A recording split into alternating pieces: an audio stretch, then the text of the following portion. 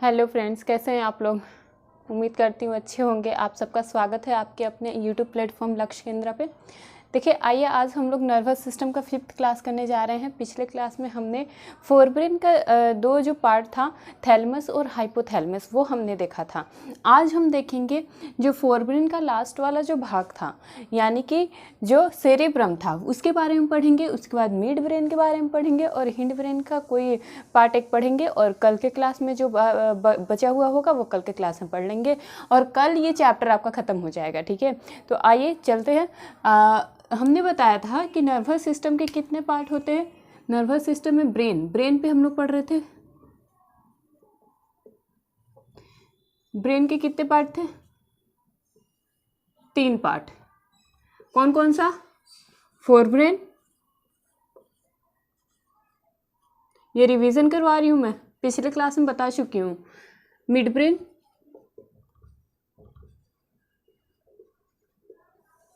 और hind brain.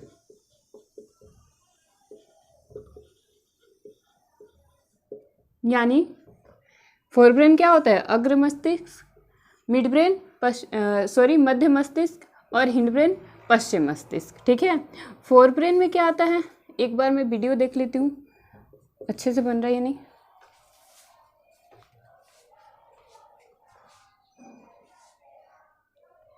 हाँ, चलिए देखिए, मैं ये अभी पिछले क्लास का रिवीजन करवा रही हूँ। ठीक है, तो हम लोगों ने कल पिछले क्लास में देखा था कि ब्रेन का जो है 3 पार्ट होता है, forebrain, mid brain, hind brain. Forebrain को क्या कहते हैं? अग्र मस्तिष्क। ठीक है, मिड ब्रेन को क्या कहते हैं? मध्य मस्तिष्क। और हिंड ब्रेन को क्या कहते हैं? पश्चिम मस्तिष्क। ठीक है, फोरब्रेन का कितना पार्ट था? 3 पार्ट था। कौन कौन सा?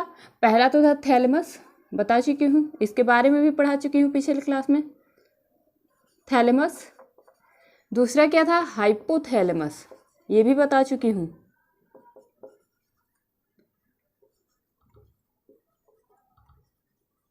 और लास्ट वाला क्या था?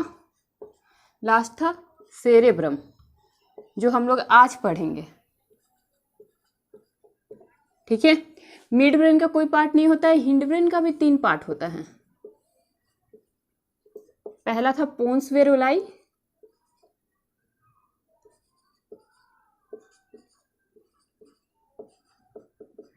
पोन्स वेरोलाई। दूसरा मेड्यूला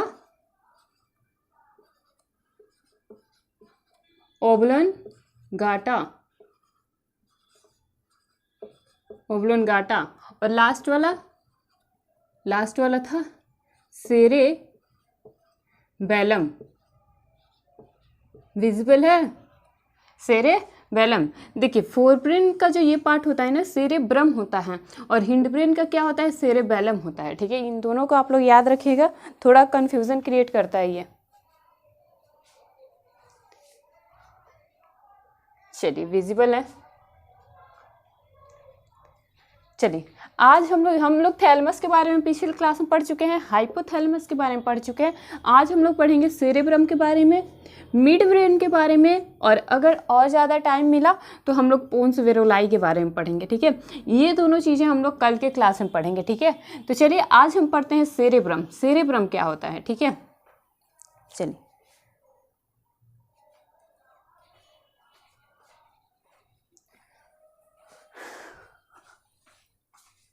चलिए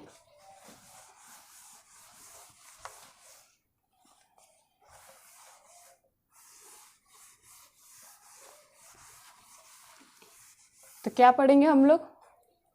फोरब्रेन का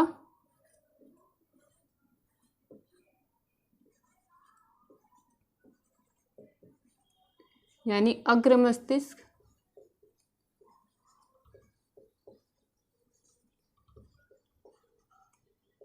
अग्र मस्तिष्क का सेरेब्रम वाला पार्ट।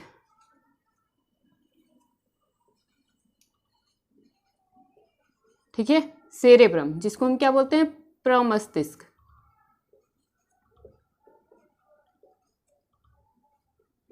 ठीक है, सेरेब्रम को हम क्या कहते हैं? प्रमस्तिष्क भी कहते हैं, प्रमस्तिष्क भी कहते हैं, ठीक है। थैलेमस के बारे में मैंने बता दिया था कि थैलेमस क्या करता है, सेंसरी ऑर्गन को क्या करता है, वो सेंसरी ऑर्गन को क्या करता है, कंट्रोल करता है, ठीक है, कमांड करता है सेंसरी ऑर्गन पे। कौन सा सेंसरी ऑर्गन पे, सेंसरी ऑर्गन तो बताया था मैम आपने कि 5 होते हैं। तो सेंसरी ऑर्गन कौन कौन से होते हैं, ईयर होते हैं, आइज होता है, नोज होता है, और माउथ और टंग और स्किन, ठीक है। तो जो माउथ जो नोज और टंग और स्किन होता है उसको कौन कमांड करता है, थैलेमस कमांड करता है। जो आउटर स्किन पे जो भी चीज़ें होती हैं, जैसे हीट कोल्ड हम फील करते हैं, या फिर बहुत ज़्यादा जलन फील करते हैं, कट मार्क्स लग जाता है, जो दर्द होता है उसको हम किस में फील करते हैं, तो थैलेमस के थ्रू हम उसको कंट्रोल करते हैं, ठीक है। उसके बाद आता है हाइपोथैलेमस, यानी हम जो भी, जैसे हमें प्यास लगी है, भूख लगी है, हमें किसी पे प्यार आ रहा है, किसी पे गुस्सा आ रहा है, हमारा जो बिहेवियर होता है, एंगर, वो सारी चीज़ें किस में आती है, हाइपोथैलेमस में आती है। हाइपोथैलेमस को क्या कहते हैं, बॉडी का थर्मामीटर कहते हैं। ये सारी चीज़ें मैं बता चुकी हूँ पिछले क्लासों में, ठीक है। इंटरनल टेम्परेचर को कौन रेगुलेट करता है, तो हाइपोथैलेमस। और क्वेश्चन है कि आउटर हीट को कौन रेगुलेट करता है, तो थैलेमस, ठीक है, थैलेमस, ठीक है। आज हम सेरेब्रम के बारे में जानेंगे, यानी प्रमस्तिष्क के बारे में जानेंगे। प्रमस्तिष्क क्या होता है, देखिए ये सबसे बड़ा भाग होता है, ब्रेन का सबसे बड़ा भाग होता है। अच्छा पहले तो मैं ये बता दूं कि सबसे बड़ा भाग कौन सा होता है। देखिए अग्र मस्तिष्क जो होता है ना, वो सबसे बड़ा भाग होता है। अग्र मस्तिष्क, पहले आता है फोरब्रेन,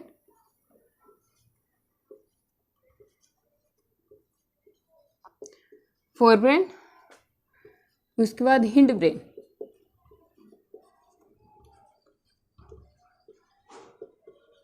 और उसके बाद आता है मिड ब्रेन, ठीक है, मिड ब्रेन। यानी कि पहले सबसे बड़ा होता है, सबसे बड़ा कौन सा होता है, बड़ा, सबसे बड़ा कौन सा होता है, अग्र मस्तिष्क, ठीक है। उसके बाद पश्चिम मस्तिष्क, और सबसे छोटा मिड ब्रेन होता है। इसको हम छोटा दिमाग भी बोलते हैं, ठीक है। सबसे छोटा होता है मिड ब्रेन, ठीक है, याद रहेगा। और फोरब्रेन का ही पार्ट है कौन सा, सेरेब्रम, और ये होता है सबसे बड़ा भाग। ब्रेन का सबसे बड़ा भाग कौन सा होता है, सेरेब्रम। ब्रेन का सबसे बड़ा भाग कौन सा होता है, हमारे मस्तिष्क का सबसे बड़ा भाग कौन सा होता है, तो सेरेब्रम, ठीक है, सेरेब्रम। तो चलिए पढ़ते हैं सेरेब्रम के बारे में।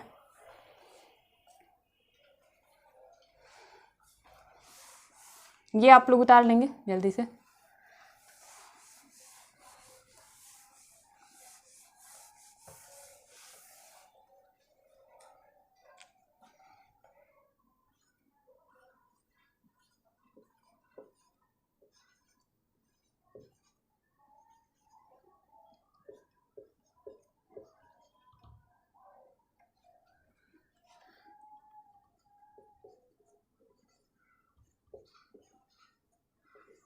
मस्तिष्क, ठीक है। देखिए सेरेब्रम को क्या कहते हैं, मस्तिष्क का सबसे बड़ा भाग होता है। ये पहला फैक्ट तो ये है कि मस्तिष्क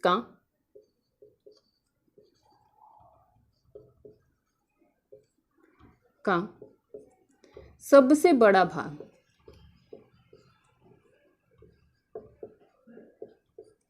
भाग, ठीक है। यानी कितना बड़ा है, सबसे पहली बात तो आती है कि ये मस्तिष्क का सबसे बड़ा भाग तो है, लेकिन कितना बड़ा है, तो लिखेंगे पूरे मस्तिष्क का 2/3 भाग है ये। पूरे मस्तिष्क का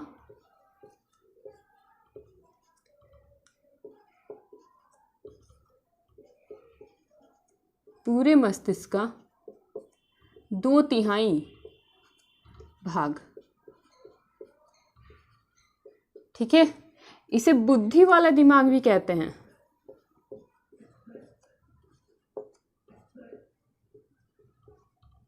बुद्धि वाला दिमाग,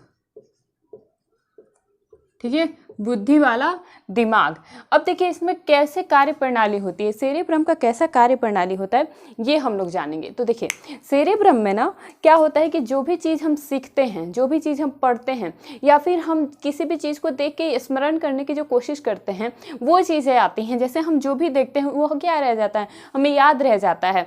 जैसे कि हम किसी इंसान से बहुत वर्षों पहले मिले हुए हैं और लास्टली अगर इस बीच हम उस इंसान से मिल लेते हैं, मिलते हुए हम वो याद नहीं रहता कि हम उस इंसान से कहाँ मिले हैं, इसका नाम क्या है, लेकिन फिर भी हम उस इंसान से बातें करते हैं क्योंकि हमें पता होता है कि इस इंसान से मैंने कभी ना कभी इससे बातें की हैं, मिले हुए हैं हम दोनों, लेकिन हमें याद नहीं आ रहा है। तो उस वक्त आप क्या देखेंगे, अपने आप में एक चेंजमेंट देखेंगे कि आप उस इंसान से बात तो कर रहे हैं, आप उस इंसान के हर बातों का रिप्लाई कर रहे हैं, लेकिन कहीं ना कहीं एक दूसरे ब्रेन में आप सोच भी रहे हैं कि हाँ इस इंसान से मैं कहाँ मिला, इसका नाम क्या है, ठीक है। आप याद करने की कोशिश करते हैं उस इंसान को। तो वही चीज़ होता है सेरेब्रम, यहीं पे स्टोर होता है। हम जो भी चीज़ें देखते हैं, सीखते हैं, सीखने की कोशिश करते हैं, ठीक है, वो चीज़ें कहाँ पे स्टोर होती हैं, या फिर उस वक्त कौन सा ब्रेन काम करता है। जब भी हम पढ़ते हैं तो हम क्या करते हैं, चीज़ों को सीखने की कोशिश करते हैं, स्टोर करने की कोशिश करते हैं अपने ब्रेन में, चीज़ों को याद करने की कोशिश करते हैं। यानी ये क्या है, बुद्धि वाला, चीज़ों को हमें स्मरण दिलाता है, ठीक है, कि हमने क्या पढ़ा था, कब क्या जाना था, इस चीज़ों के बारे में ये क्या करता है, सेरेब्रम हमें क्या करता है, हेल्प करता है, ठीक है। तो इस चीज़ में हम क्या पढ़ते हैं सेरेब्रम के बारे में कि ये बुद्धि देने वाला दिमाग होता है, ठीक है। जल्दी से नोट कीजिए और आगे बताती हूँ।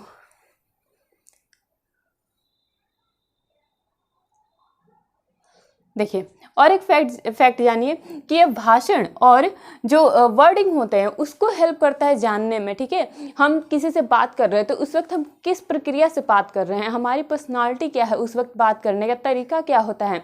किसी भी इंसान का तरीका अलग अलग होता है बात करने का, यानी वो ये क्या करता है, हमारी पर्सनालिटी डेवलपमेंट को क्या करता है, कंट्रोल करता है, बढ़ाता है, ठीक है। यानी कि हमारे बोलने का ढंग, हमारे बैठने का ढंग, किस वक्त हमें क्या बोलना चाहिए, ठीक है। और शब्दों का चयन, हम किसी से बात करते हैं तो हमारा ब्रेन क्या करता है, शब्दों का, हमारे पास शब्द तो बहुत होते हैं लेकिन हम चयनित करके बोलते हैं कि इस इंसान से हमें किस तरह पेश आना चाहिए, क्या बात करनी चाहिए। तो वो शब्दों का चयनित कौन करता है, और भाषा का चयन कि हमें किस लैंग्वेज में बात करनी चाहिए, ये पर्सनालिटी डेवलपमेंट को बढ़ाता है। यानी कि यहाँ पे स्टोर होता है पर्सनालिटी डेवलपमेंट। आगे हम लोग और पढ़ेंगे कि इसके कितने भाग होते हैं, ठीक है। तो ये कौन कंट्रोल करता है, सेरेब्रम, ठीक है। यानी भाषा का चयन कि हम कैसे किससे बात करें, ठीक है, भाषा का चयन कौन करता है, यही करता है।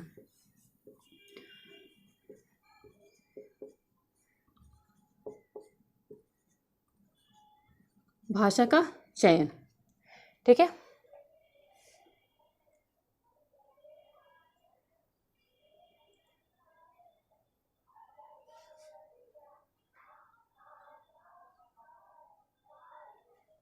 चलिए एक और चीज़ लिखेंगे जो मैंने अभी बता दिया है वो भी लिख लेंगे कि सेरेब्रम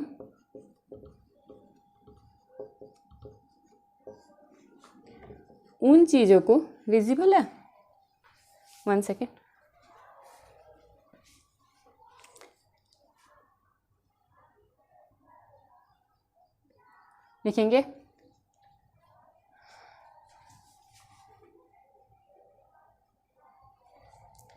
लिखेंगे सेरेब्रम उन चीज़ों को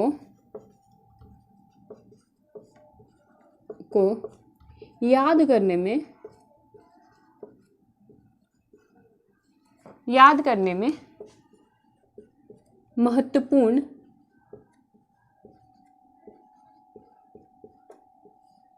भूमिका निभाता है।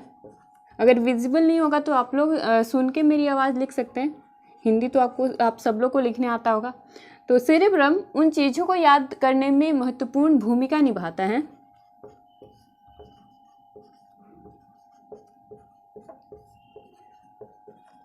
जिसे हम देखते हैं।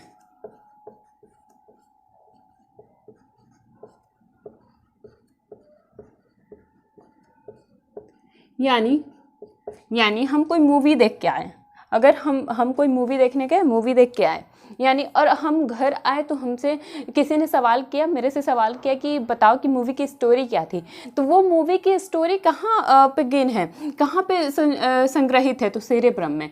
सेरेब्रम में वो पूरी फिल्म क्या है, संग्रहित हो चुकी है। हम क्या करते हैं, उसको लाइन बाय लाइन बताते हैं कि मूवी में क्या हुआ था, यानी हमने क्या किया, मूवी को देखा है, तभी देखी हुई चीज़ को हम जल्दी याद कर लेते हैं, देखी हुई चीज़। इसीलिए आजकल क्या होता है, पढ़ाई में हम ज़्यादातर एक्सपीरियंस करते हैं, ठीक है, ज़्यादातर हम क्या करते हैं, एग्जाम्पल सेट करते हैं ऐसा जिसमें बच्चे देख के चीज़ों को समझे, और सुन के ना देख के चीज़ों को समझने वाली जो चीज़ें होती है, बच्चों को स्टोरी के रूप में हर चीज़ें समझाई जा रही है। स्टोरी की चीज़ में इसलिए समझाई जा रही है क्योंकि एक तो वो इजीली समझने के योग्य है, और देखने वाली जो चीज़ें होती है वो जल्दी याद हो जाती हैं। तो हम इसीलिए हम कोई भी चीज़ देखते हैं, जैसे हम मूवी देख के आए तो वो चीज़ क्या होती है, हमारे ब्रेन में स्टोर हो जाती है। और वो किस ब्रेन में स्टोर हो जाती है, सेरेब्रम में स्टोर हो जाती है। जब हमसे कोई पूछता है कि बताओ कहानी में क्या था, तो आप फटाफट बोलने लग जाते हो। वो कैसे बोलने लग जाते हैं, क्योंकि आपने वो चीज़ देखी है और वो चीज़ आपके ब्रेन में स्टोर हो चुकी है। कहीं आप गए और कोई एक्सीडेंट हो जाता है, कहीं आग लग जाती है, तो वो चीज़ें आप देखते हैं, तभी आप चीज़ों को क्या करते हैं, गेन कर पाते हैं, और वो आपके ब्रेन में स्टोर हो पाता है और आप किसी से बता पाते हैं। अगर आप जो चीज़ को नहीं देखे होंगे, आपको किसी ने कहा कि उस जगह पे कोई एक्सीडेंट हो गया है, तो आपके पास आपने देखा नहीं है, तो आपको जुबानी पता है, आप किससे किसी कोई पूछेगा कि वहाँ पे क्या हुआ था, तो आप बता नहीं पाएंगे। अगर आप वहाँ होते और वो उस चीज़ को देखते सामने से, तो आप बता सकते थे कि हाँ वहाँ पे कैसी कैसी चीज़ें हुई थी, ठीक है। यानी सेरेब्रम कब एक्टिव होता है, जब हम देखते हैं, किसी चीज़ को देखते हैं, तो देखने से जो चीज़ें स्टोर हो जाती हैं हमारे दिमाग में, तब वो क्या करता है, उन चीज़ों पे महत्वपूर्ण भूमिका निभाता है, देखने वाली चीज़ों पे, ठीक है। समझने वाली चीज़, पढ़ने वाली चीज़ों पे ये काम करता है, ठीक है।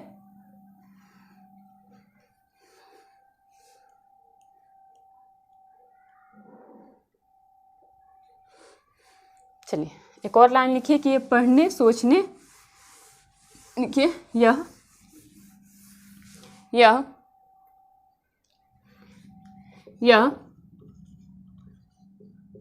पढ़ने, सोचने, लिखने, ठीक है, और विचार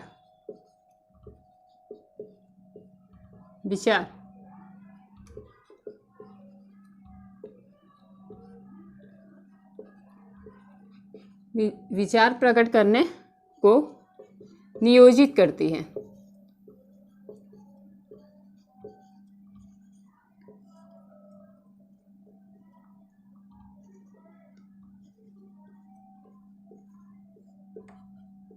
ठीक है, यानी सेरेब्रम कब एक्टिव होती है, जब हम पढ़ते हैं, कुछ सीखते हैं, सोचते हैं, ठीक है। यहाँ पे सीखने का भी लिख लीजिए, सीखने या फिर कोई विचार करते हैं हम, तो वो चीज़ें जो स्टोर होता है वो कहाँ होता है, सेरेब्रम में होता है, ठीक है। अब आगे चलते हैं, जल्दी से नोट कीजिए।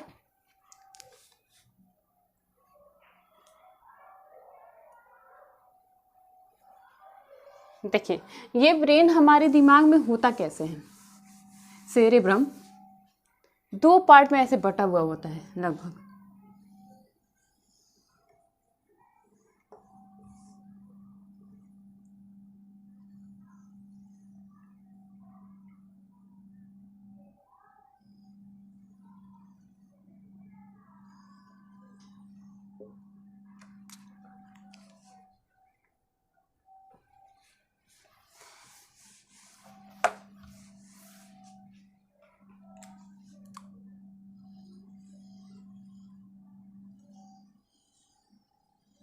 देखिए इस तरह से होता है, ये सेरेब्रम कैसे होता है, इस तरह से होता है, बीच में भी बटा हुआ रहता है, ऐसे 4 भाग में ये होता है, ठीक है। 4 भाग में ये होता है। ये देखिए ये दोनों ब्रेन के बीच में क्या है, स्पेस है, थोड़ा सा स्पेस है। इस स्पेस को क्या कहते हैं, इस स्पेस को क्या कहते हैं, हम सल्कस कहते हैं। क्या कहते हैं, सल्कस,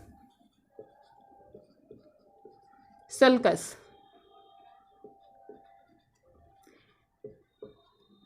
सल्कस, याद रहेगा क्या कहते हैं, दो जो सेरेब्रम के बीच में, दोनों ब्रेन के बीच में जो स्पेस होता है उसको क्या कहते हैं, हम सल्कस कहते हैं, ठीक है।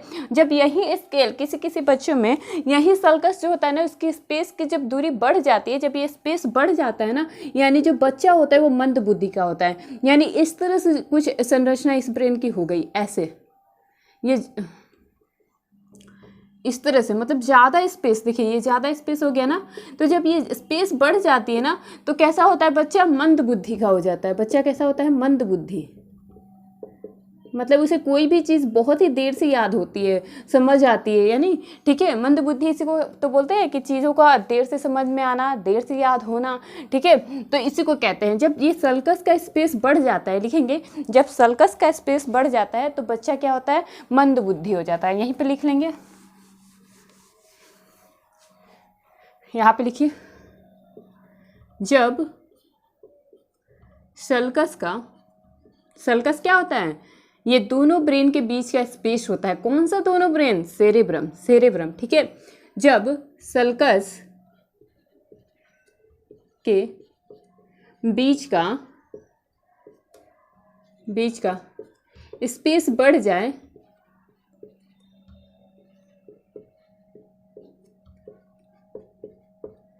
तो क्या होता है, तो बच्चा मंद बुद्धि होता है, मंद बुद्धि का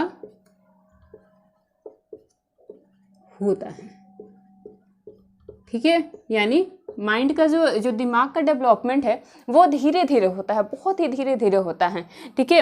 ये किस लिए, सल्कस की वजह से, ठीक है, सल्कस की वजह से लिख लेंगे आप लोग। यानी अब ये बच्चा जो है जिसके सल्कस के बीच का स्पेस बढ़ चुका है, इसे क्या अब ठीक किया जा सकता है, तो नहीं। मैंने शुरू के क्लास में ही बताया है कि जो ब्रेन होता है, जो तंत्रिका तंत्र होता है, उसमें कौन सी कोशिका होती है, न्यूरॉन्स होती हैं, और न्यूरॉन्स की क्या होती है, पुनर्निर्माण की क्षमता क्या होती है, सबसे कम होती है। यानी हमारे ब्रेन से, तंत्रिका तंत्र से रिलेटेड अगर जो भी बीमारियां हो जाती हैं वो ठीक होने में पूरी ज़िंदगी लग जाती है, ठीक नहीं होती है। आपने बहुत सारी केसेस सुने हैं कि ब्रेन में किसी को ट्यूमर हो जाना है, या फिर कोई इंसान मंद बुद्धि का है, किसी के डेवलपमेंट रुक गए हैं, या फिर यानी शरीर तो बढ़ा लेकिन ब्रेन का क्या हुआ, डेवलपमेंट रुक गया।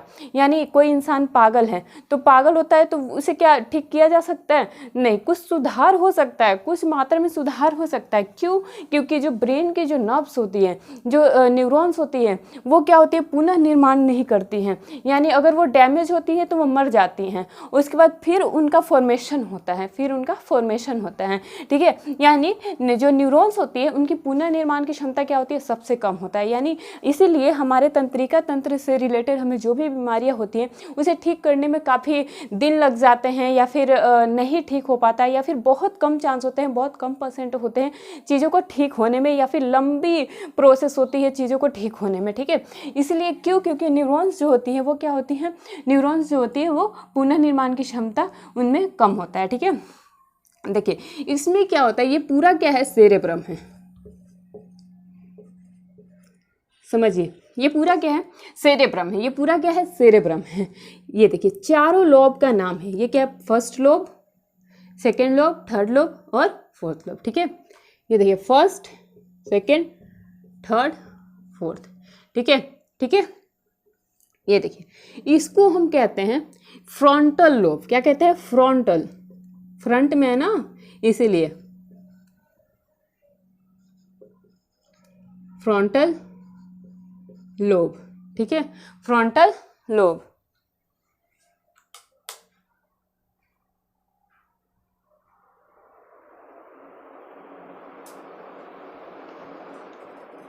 ठीक है, फ्रंटल लोब। इसको कहते हैं पेरिएटल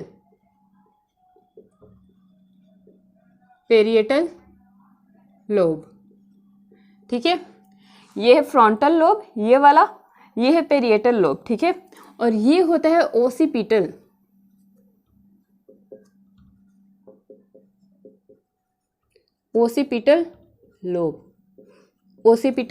लोब, याद रहेगा, ठीक है, ओसिपिटल। और इसका नाम आप लोग कमेंट कीजिए क्या होता है, चौथा, इसको कहते हैं टेम्पोरल। अब ये चारों में अलग अलग क्रियाएं होती हैं, किसी में पढ़ने का, किसी में चीज़ों को स्टोर करने का, किसी में पर्सनालिटी डेवलपमेंट का, किसी में आर्ट एंड कल्चर का, किसी में मैथमेटिक्स का, किसी में कैलकुलेशन का। ठीक है, तो ये देखिए फ्रंटल लोब क्या होता है, ये फर्स्ट लोब है, ये सेकंड है, ये थर्ड है, ये क्या है, फोर्थ है। ठीक है, ये फोर्थ है, 4 भागों में बटा हुआ है। इसके बीच के स्पेस को क्या कहते हैं, सल्कस कहते हैं। इतना याद रहेगा, इतना याद रहेगा। ठीक है, इसको हम कहते हैं, ये आप नाम याद रखिएगा कि फ्रंटल लोब ऐसे क्वेश्चन दे देता है कि जो पेरिएटल लोब होता है वो ब्रेन के किस पार्ट का भाग होता है, नाम दे के डायरेक्टली पूछ लेता है, नाम दे के डायरेक्टली पूछ लेता है। मैं फिर बोल रही हूँ कि नाम दे के डायरेक्टली पूछ लिया जाता है कि जो टेम्पोरल लोब है, जो ओसिपिटल लोब है, जो पेरिएटल लोब है या फ्रंटल लोब है, ये हमारे मस्तिष्क के किस पार्ट का भाग है, किस पार्ट का भाग है। तो आप क्या कहेंगे, जब ऑप्शन में होगा कि अग्र मस्तिष्क तो आप अग्र मस्तिष्क लगाएंगे, अगर ऑप्शन में होगा सेरेब्रम तो आप सेरेब्रम लगाएंगे। ठीक है, जैसा ऑप्शन दिया होगा वैसा आप आंसर करेंगे। ठीक है, अब देखिए इसे मैं मिटा रही हूँ। देखिए ये 20 से अगर हम इसको बांटे ऐसे, तो ये क्या होता है, ये लेफ्ट साइड, लेफ्ट हैंड है ना, लेफ्ट हैंड। ये क्या है, राइट हैंड। देखिए मैं इस हैंड से लिख रही हूँ, इस हैंड से, तो ये राइट होना चाहिए ना और ये लेफ्ट होना चाहिए, लेकिन नहीं, जो बायोलॉजी का फिगर है ना वो इस तरह माना गया है, सामने से माना गया है। यानी ये देखिए, ये मेरा लेफ्ट हैंड है और ये राइट हैंड है, तो ये पार्ट जो इधर वाला पार्ट है ये क्या हो जाएगा, राइट हो जाएगा, और इधर वाला पार्ट क्या हो जाएगा, लेफ्ट हो जाएगा। ठीक है, तो ये देखिए, ये जो ब्रेन में जो भी क्रियाएं होती है ना, ये जिस चीज़ को क्रिया करता है, ये कैसी क्रिया करता है, इसको क्या करता है, यहाँ पर राइट ब्रेन जो होता है ना वो लेफ्ट ब्रेन को कंट्रोल करता है, और लेफ्ट ब्रेन क्या करता है, राइट ब्रेन को क्या करता है, कंट्रोल करता है। लेफ्ट ब्रेन क्या करता है, राइट ब्रेन को कंट्रोल करता है। ये खुद को कंट्रोल नहीं करता है, जैसे ये राइट हैंड वाला जो ब्रेन है वो राइट हैंड साइड को कंट्रोल नहीं करता, ये लेफ्ट हैंड साइड को क्या करता है, कंट्रोल करता है। और ये जो लेफ्ट हैंड साइड वाला जो ब्रेन है ये क्या करता है, ये राइट हैंड साइड वाले ब्रेन को क्या करता है, कंट्रोल करता है। ये बात आप लोग याद रखेंगे। ठीक है, जिसका लेफ्ट हैंड जो होता है ना, लेफ्ट हैंड वाला जो ब्रेन होता है ना वो ज़्यादा एक्टिव होता है ना, वो कैसा इंसान होता है, वो लेफ्ट हैंड से लिखता है। जिसका लेफ्ट हैंड वाला ब्रेन, जिसका ये लेफ्ट ब्रेन ज़्यादा एक्टिव होता है वो इंसान लेफ्ट हैंड से लिखता है, और जिसका राइट ब्रेन क्या होता है, ज़्यादा एक्टिव होता है, वो क्या करता है, राइट ब्रेन से लिखता है। ठीक है, राइट हैंड से लिखता है। ठीक है, राइट हैंड से लिखता है। तो चलिए जल्दी से आप लोग स्क्रीनशॉट लीजिए, फिर आगे हम लोग चलते हैं।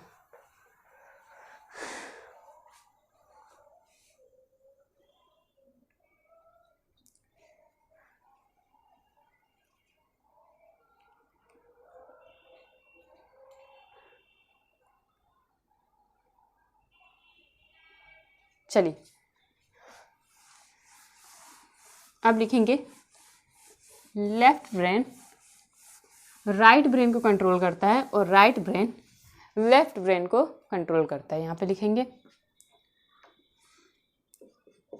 लेफ्ट ब्रेन, मैंने अभी बताया ना, ये क्या है, लेफ्ट है, ये क्या है, राइट है ना।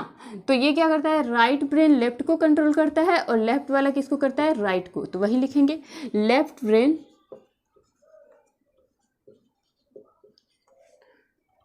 लेफ्ट ब्रेन राइट ब्रेन को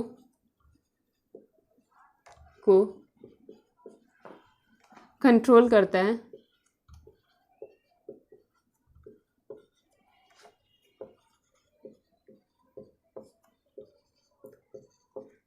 और राइट ब्रेन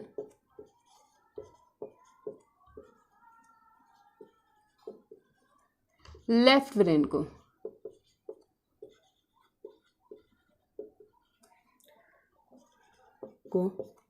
कंट्रोल करता है।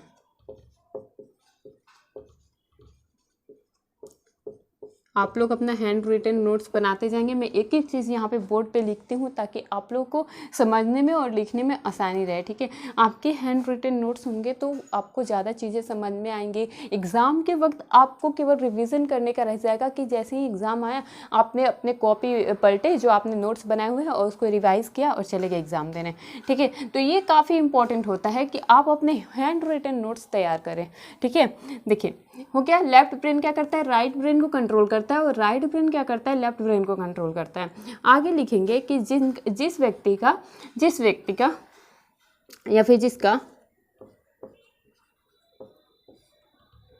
लेफ्ट ब्रेन, ये देखिए ये लेफ्ट ब्रेन है और ये राइट ब्रेन, लेफ्ट ब्रेन ज़्यादा एक्टिव होता है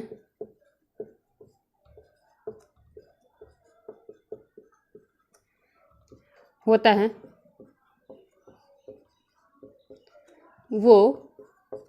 लेफ्ट हैंड से लिखता है। आप लोग देखिए ना कि बहुत सारे व्यक्ति जो होते हैं वो लेफ्ट हैंड से लिखते हैं, ठीक है। तो वो क्या करता है, वो इंसान किससे लिखेगा, लेफ्ट हैंड से लिखता है।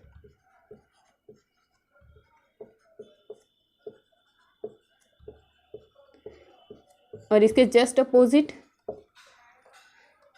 तथा जिनका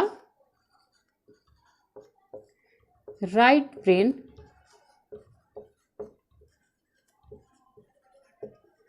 एक्टिव होता है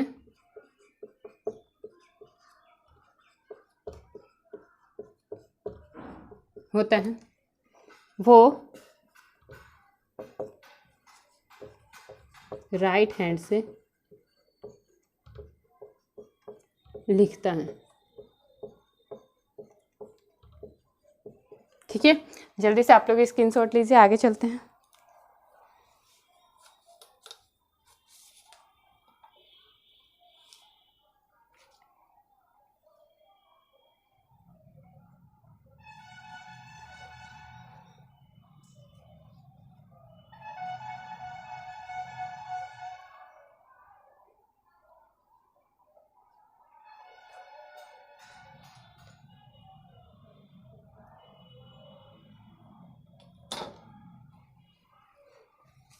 चलिए अब हम जानेंगे कि फ्रंटल लोब में क्या होता है।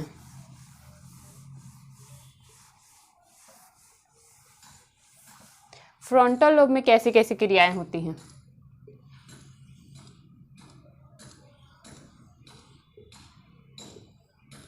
देखिए ये क्या था, फ्रंटल लोब, ये क्या था, पेरिएटल लोब, ये क्या था, ओसिपिटल लोब, और ये क्या था, टेम्पोरल लोब, ठीक है, टेम्पोरल लोब। तो अब हम बात करते हैं फ्रंटल लोब की।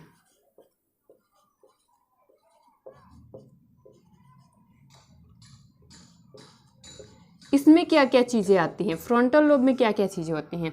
देखिए पहला चीज़ तो होता है तो व्यक्तित्व विकास यानी जो पर्सनालिटी डेवलपमेंट होता है, पर्सनालिटी डेवलपमेंट, वो चीज़ें आती हैं, व्यक्तित्व विकास।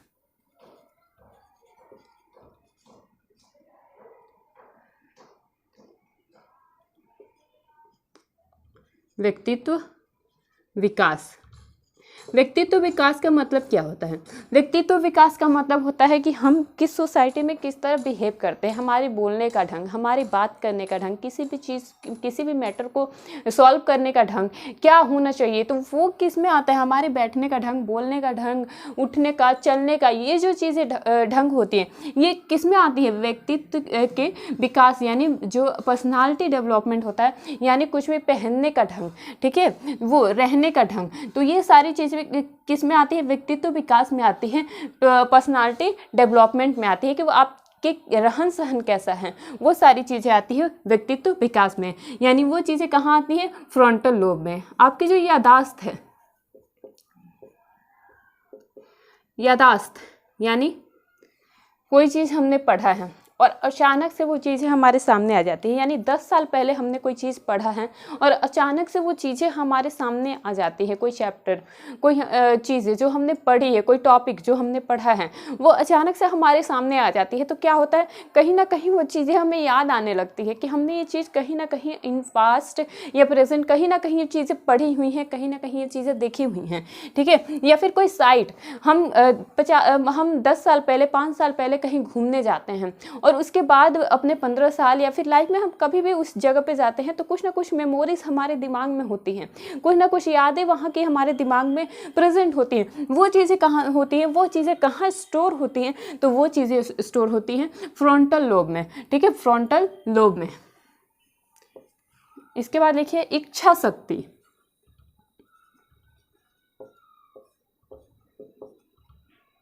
विलिंग पावर, ठीक है, विल पावर।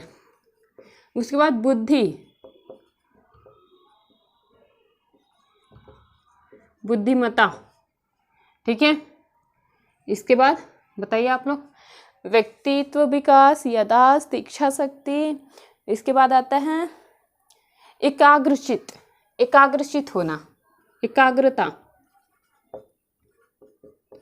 एकाग्रता,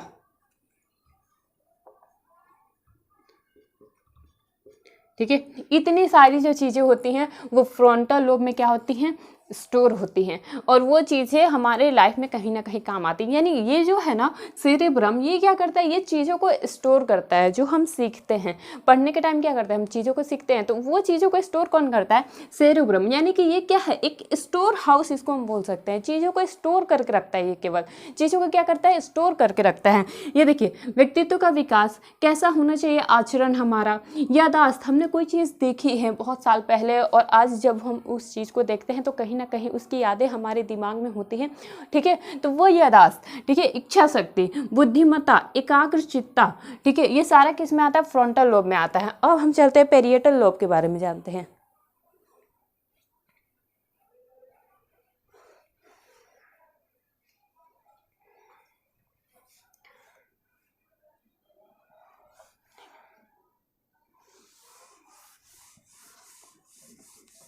चलिए, पेरिएटल लोब, दूसरा क्या है,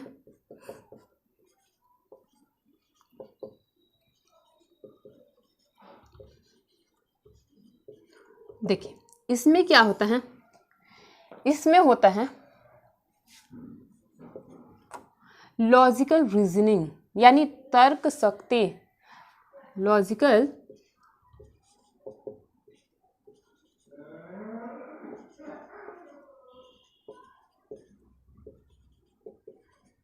लॉजिकल रीजनिंग। लॉजिकल यानी जो चीज़ें तार्किक होती है, तार्किक, वो चीज़ें यहाँ पे स्टोर होती हैं, तार्किक चीज़ें, तार्किक, ठीक है, तार्किक चीज़ें। इसके बाद आता है मैथमेटिक्स एंड कैलकुलेशन,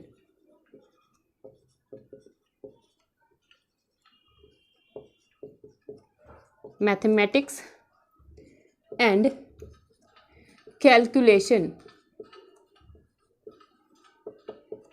ये किस में आता है, पेरिएटल में होता है, ठीक है। ये दो चीज़ें होती है जो हम रीजनिंग सॉल्व करते हैं, जो तार्किक चीज़ें हम सॉल्व करते हैं। यानी हमें कहीं पहुंचना है, किसी स्थान पे पहुंचना है, तो हम लोग क्या करते हैं, तर्क करते हैं कि इस जगह से हमें राइट मुड़ना होगा, वहाँ से 4 किलोमीटर जाना होगा, 4 किलोमीटर जाने के बाद लेफ्ट लेना होगा, वहाँ पे 4 किलोमीटर जाइए, फिर वहाँ से लेफ्ट लीजिए या फिर सीधे जाइए। ये क्या करते हैं, हम लॉजिकल तर्क करते हैं कि हाँ हम उस जगह पर कैसे पहुँच सकते हैं, ठीक है। तो ये क्या करते हैं, हम लॉजिक लगाते हैं कि हाँ कैसे कैसे चीज़ें उस जगह पर हमें कैसे पहुँचना है। ये सारी चीज़ें हम कैसे तर्क शक्ति की चीज़ों पे काम करते हैं, ठीक है। ये तार्किक, हम जो भी लॉजिकल जो दिमाग लगाते हैं, जो लॉजिकल दिमाग लगाते हैं, वो किस में आता है, किस में स्टोर होता है, पेरिएटल में, ठीक है। मैथमेटिक्स, मैथमेटिक्स, जिस व्यक्ति का लेफ्ट हैंड वाला जो ब्रेन है वो एक्टिव होता है, लेफ्ट हैंड वाला जो ब्रेन होता है एक्टिव होता है, वो इंसान क्या होता है, मैथमेटिक्स में बहुत तेज़ होता है, कैलकुलेशन उसका बहुत फास्ट होता है। आपने देखा होगा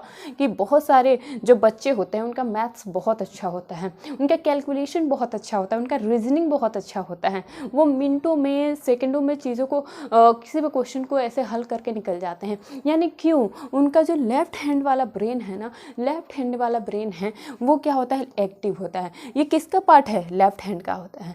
लेफ्ट हैंड का पार्ट है ना, ये देखिए लेफ्ट हैंड का पार्ट है। तो लेफ्ट हैंड का पार्ट है तो जिसका ये अच्छा होगा ना, यानी उसका जो है लेफ्ट हैंड वाला जो ब्रेन है वो एक्टिव है, वो एक्टिव है, ठीक है। और जब लेफ्ट हैंड वाला ब्रेन एक्टिव होता है ना, उसका कैलकुलेशन और मैथमेटिक्स बहुत अच्छा होता है। कैलकुलेशन और मैथमेटिक्स या फिर रीजनिंग बहुत अच्छा होता है उसका, ठीक है।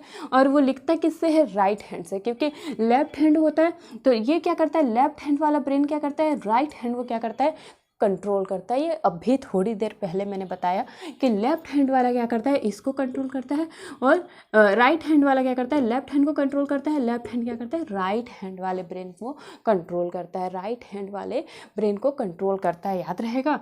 तो देखिए जिनका भी पेरिएटल लोब यानी लेफ्ट हैंड ब्रेन, ये किसका है, लेफ्ट ब्रेन का पार्ट है। तो जिसका भी लेफ्ट ब्रेन क्या होता है, एक्टिव होता है, जिसका भी लेफ्ट ब्रेन क्या होता है, एक्टिव होता है, वो उनका रीजनिंग और मैथमेटिक्स बहुत अच्छा होता है। आइए वो ओसिपिटल लोब में चलते हैं कि इसमें क्या क्या चीज़ें स्टोर होती हैं।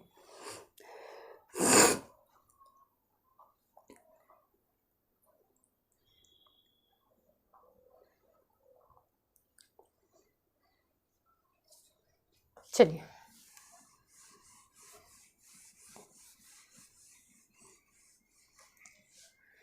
बात करते हैं ओसिपिटल लोब की।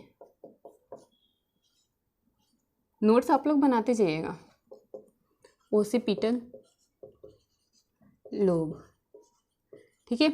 ओसिपिटल लोब किसका पार्ट है, ये राइट ब्रेन का है ना, राइट ब्रेन का। इसमें क्या होता है, सुनने की जो होती है एक्टिवनेस वो होती है इसमें, सुनने की जो एक्टिवनेस होती है, यानी सुनने में ये एक्टिव होता है। सुनने में जब हम किसी चीज़ को सुनते हैं तो बहुत ध्यान से सुनते हैं, किसी भी चीज़ को जब हम सुनते हैं तो बहुत ध्यान से सुनते हैं। तो वो जब ध्यान से सुनते हैं और वो जो चीज़ें हमारे दिमाग में जा रही हैं वो चीज़ें कहाँ स्टोर होती हैं, तो सुनने के क्रम में जो चीज़ें हम सुनते हैं वो चीज़ें कहाँ स्टोर होती हैं, ओसिपिटल लोब में।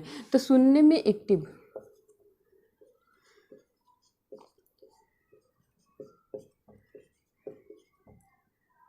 एक्टिव, ठीक है। दूसरा पॉइंट इसमें ये लिखेगा कि इसमें थोड़े मात्रा में सपने बनते हैं। अब देखिए सपने भी हमारे ब्रेन में ही बनते हैं, हम सोते हैं, सोने के बाद क्या होता है, बहुत से लोग सपने देखते हैं, जैसे हमें ऐसा फील होता है वो चीज़ें रियल में हो रही है हमारे साथ, वो चीज़ें हमारे साथ रियल में हो रही है, ठीक है। तो वो जो सपने बनता है वो कहाँ बनता है, हमारे ब्रेन में ही बनता है। इसके बाद जो मैं टेम्पोरल लोब पढ़ाने वाली हूँ, इसमें क्या होता है, इसमें सपने ही बनते हैं, सपने की जो कहानियाँ होती हैं वो इसी में बनती हैं, टेम्पोरल बोन में, ठीक है। तो इसमें क्या होता है, कुछ मात्रा में सपने बनते हैं, कुछ मात्रा में लिखेंगे, कुछ मात्रा में।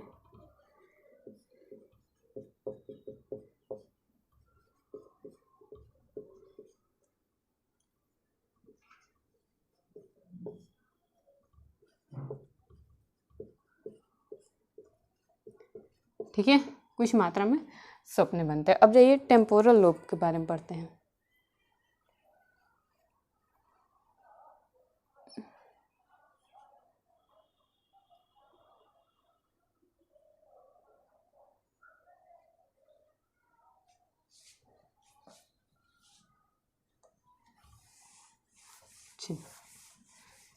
Temporal lobe,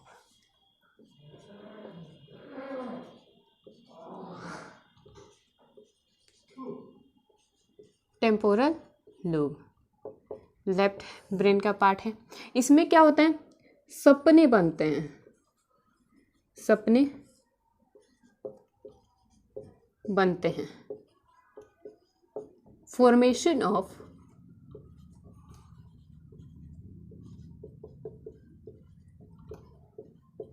dream. एक बार मैं वीडियो देख लेती हूँ। फॉर्मेशन ऑफ ड्रीम लिखिए, formation of dream, formation of dream. यहाँ पे क्या होता है, सपने बनते हैं। टेम्पोरल वाले लोब में क्या बनता है, सपने बनता है। क्वेश्चन पूछेगा कि हमारे ब्रेन के किस पार्ट में, हमारे ब्रेन के किस पार्ट में ड्रीम की जो स्टोरीज है या फॉर्मेशन है वो होता है, तो किस में होता है, टेम्पोरल लोब में। किस में होता है, टेम्पोरल लोब में, टेम्पोरल लोब में, ठीक है, हो गया। अब देखिए इसमें हो गई इच्छा शक्ति, बुद्धि वाली जो ब्रेन है, या फिर जो यादाश्त बोल लीजिए, या फिर विलिंग पावर बोल लीजिए, पर्सनालिटी डेवलपमेंट बोल लीजिए, वो चीज़ है। ठीक है, पेरिएटल में क्या होती है, लॉजिकल रीजनिंग और मैथमेटिकल जो होते हैं।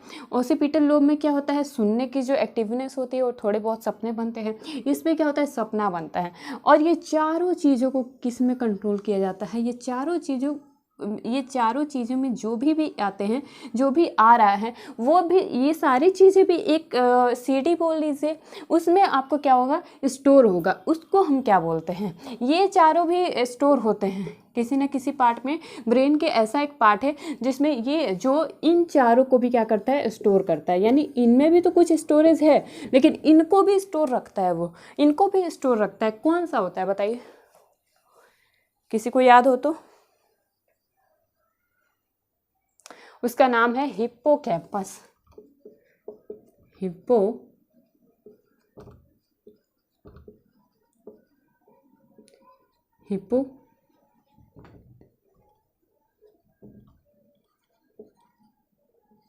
ठीक है, हिप्पोकैम्पस ये क्या करता है, फ्रंटल लोब को भी स्टोर रखता है, पेरिएटल लोब को भी स्टोर रखता है, ओसिपिटल लोब को भी और टेम्पोरल लोब के भी।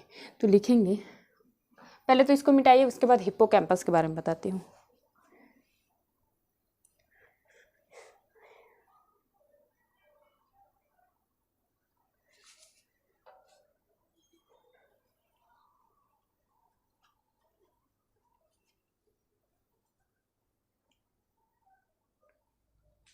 लिखिए,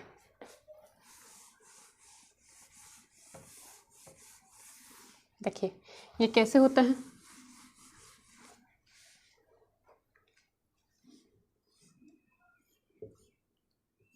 ये क्या है, फ्रंटल लोब, बता चुकी हूँ।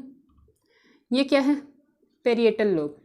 ये क्या है, ओसिपिटल लोब। और ये क्या है, टेम्पोरल लोब। ठीक है, ठीक है। अब देखिए, इसको भी एक चीज़ कंट्रोल करता है, उसको लिखेंगे यहाँ पे आप लोग, हिप्पोकैम्पस। हिप्पो, ये वाला चीज़ जो है वो है हिप्पो, नीचे लिख दूँ, विजिबल है, थोड़ी ऊपर लिख देती हूँ। तो ये वाला जो चीज़ है ये क्या होगा, हिप्पोकैम्पस।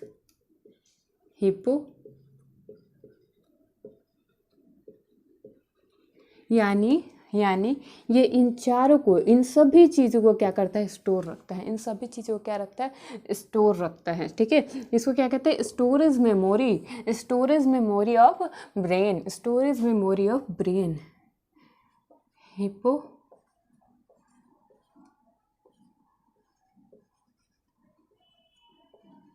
हिप्पोकैम्पस। ठीक है, देखिए, स्टोरेज, पहले तो लिखेंगे ये चारों को क्या करता है, स्टोर रखता है। ये चारों को स्टोर करता है, स्टोर रखता है। ठीक है, इसे क्या कहते हैं, स्टोर, लिखेंगे स्टोरेज ऑफ मेमोरी। इसे स्टोरेज ऑफ मेमोरी कहते हैं, स्टोरेज ऑफ मेमोरीज। जो भी मेमोरीज होती हैं वो यहीं पे तो स्टोर हो रही हैं। जब ये इन चारों को भी ये स्टोर रख रहा है तो यानी सारी जो मेमोरीज है वो कहाँ पे स्टोर हो रही हैं, हिप्पोकैम्पस वाले भाग में। ठीक है, इसको हम अपने ब्रेन का हार्ड डिस्क बोलते हैं, ब्रेन का हार्ड डिस्क।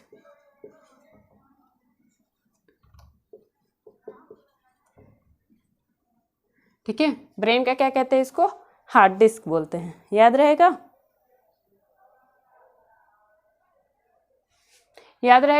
हार्ड डिस्क बोलते हैं। हार्ड डिस्क यानी कि पहले आप लोग देखते होंगे कि पहले कैसेट आती थी जो डीवीडी में लगा के हम लोग देखते थे। यानी उस कैसेट में क्या होता था, डेटा क्या होता था, स्टोर होता था, डेटा क्या होता था, स्टोर होता था। और जब हम उसको ओपन करते थे, पहले जो होते थे हार्ड डिस्क में ही तो पिक्चर क्या होते थे, डाउनलोड होते थे। जब हम पिक्चर देखना होता था तो हम क्या करते थे, सभी के घर में डीवीडी लगा होता था, ये तो डीवीडी में वो कैसेट डालते थे और हार्ड डिस्क को डालते थे, और उसमें जो स्टोरेज होती है, जो चीज़ें मूवी वगैरह वगैरह होती है वो क्या होती है, आउटपुट उसका आता है। तो वैसे ही क्या होता है, ब्रेन का हार्ड डिस्क किसे कहते हैं, हिप्पोकैम्पस का। क्वेश्चन ये पूछता है, क्वेश्चन क्या पूछता है कि ब्रेन का हार्ड डिस्क किसे कहते हैं, ब्रेन का हार्ड डिस्क किसे कहते हैं, तो क्या कहेंगे, हिप्पोकैम्पस को, हिप्पोकैम्पस को। चलिए अब हम पढ़ते हैं मिड ब्रेन के बारे में। ये था सारा कुछ सेरेब्रम के बारे में, ठीक है। उम्मीद है आप सबको समझ में आई होगी। जिन्हें भी समझ में नहीं आया होगा वो कमेंट करेंगे, मैं अगले क्लास में उसका आंसर कर दूंगी, ठीक है। तो आइए अब हम पढ़ते हैं मिड ब्रेन के बारे में।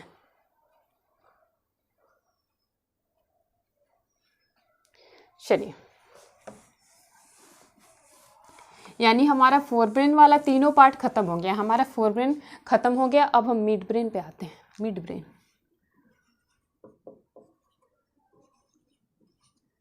मिड ब्रेन यानी मध्य मस्तिष्क।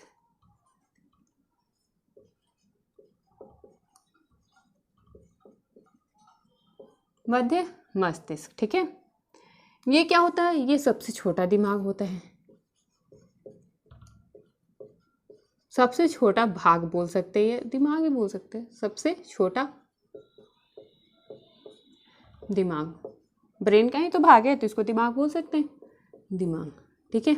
ये किन चीज़ों को कंट्रोल करता है, तो आप लोग याद कीजिए, जब मैंने थैलेमस पढ़ाया था, तो थैलेमस में मैंने क्या बताया था कि सेंसरी ऑर्गन कितने होते हैं,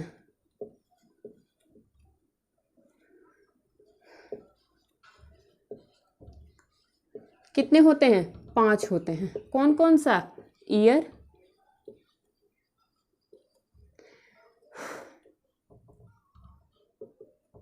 आई, नोज,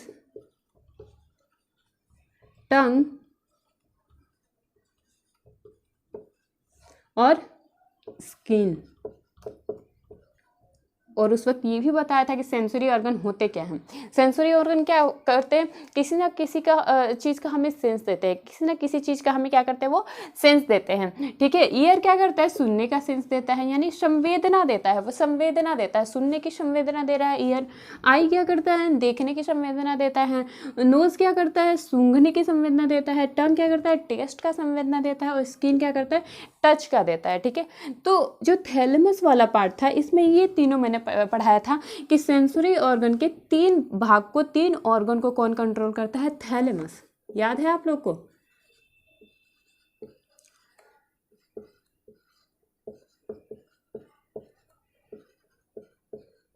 थैलेमस कंट्रोल करता है, याद रहेगा, थैलेमस कंट्रोल करता है। और इन दोनों को कौन करता है, तो मिड ब्रेन करता है। इन दोनों को कौन करता है, मिड ब्रेन। उस वक्त इन दोनों के बारे में मैंने नहीं बताया था, तो लिखेंगे यह सेंसरी ऑर्गन को कंट्रोल करता है।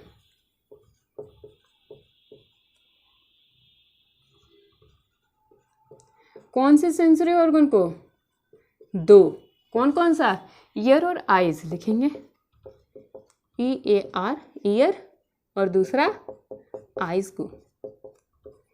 यानी कि हम जो भी सुनते हैं उसको कौन कंट्रोल करता है, जो भी सुनते हैं हम, तो उसकी संवेदना कौन देता है, तो मिड ब्रेन देता है। जो भी हम देखते हैं, तो हम क्या देख रहे हैं, हम गाय देख रहे हैं, जानवर देख रहे हैं, आसमान देख रहे हैं, पेड़ पौधे देख रहे हैं, तो ये चीज़ हमें कौन बताता है कि हम जो मनुष्य है वो अपनी आंखों से क्या देख रहे हैं, वो कौन बताता है, मिड ब्रेन। यानी कौन कंट्रोल कर रहा है ईयर और आइज को, मिड ब्रेन कंट्रोल करता है, ठीक है। इसमें मिड ब्रेन में इतना ही पढ़ना है, ठीक है। तो चलिए आज के लिए इतना ही छोड़ देते हैं, और कल के क्लास में हम लोग पढ़ेंगे हिंड ब्रेन। अब केवल हिंड ब्रेन पढ़ना बाकी रह गया इसमें, इसके बाद ये चैप्टर पूरी तरह ख़त्म हो जाएगा। जो नर्वस सिस्टम है वो पूरी तरह ख़त्म हो जाएगा। उसके बाद आप लोग को कौन सा चैप्टर पढ़ना है वो आप लोग कमेंट कीजिएगा, ठीक है। देखिए ये सारी चीज़ें हर वनडे एग्ज़ाम के लिए काफ़ी इंपॉर्टेंट है, चाहे वो आप स्टेट PCS देते हो, या फिर SSC की तैयारी कर रहे हो, बैंक का तैयारी कर रहे हो, या फिर 7th जो टीचर आ रहा है बिहार टीचर, उसके लिए भी बहुत इंपॉर्टेंट क्लास है, ठीक है। तो आप लोग प्लीज़ चैनल को सब्सक्राइब कीजिए, नोट्स बनाइए, कमेंट कीजिए, जो भी समझ में नहीं आता है अगले क्लास में मैं उसका आंसर कर दूंगी। ओके, प्लीज़ सपोर्ट कीजिए चैनल को। Okay, bye.